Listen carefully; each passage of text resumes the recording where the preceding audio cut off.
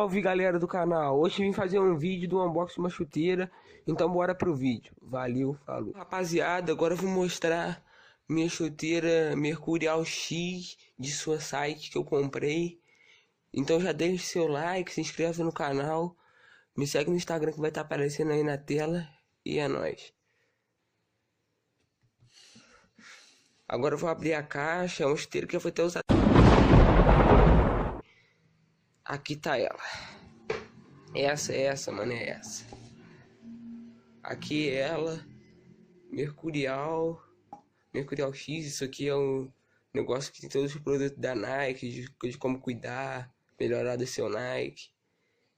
O seu produto da Nike. Eu achei ela muito top, muito linda.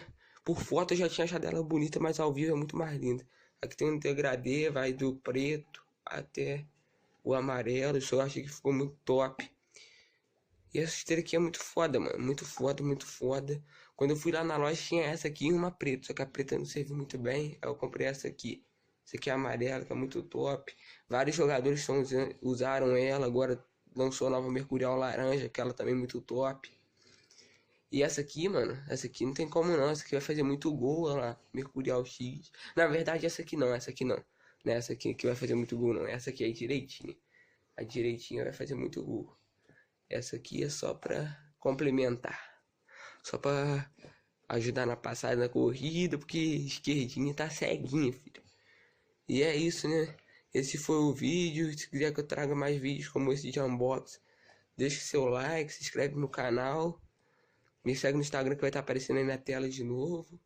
E é nóis, né? Chuteira muito top da Nike, recomendo. E é nóis, até o próximo vídeo. Primeiro vídeo do canal, primeiro de muitos. E que possa crescer o canal aos poucos, né? E é nóis, valeu, falou.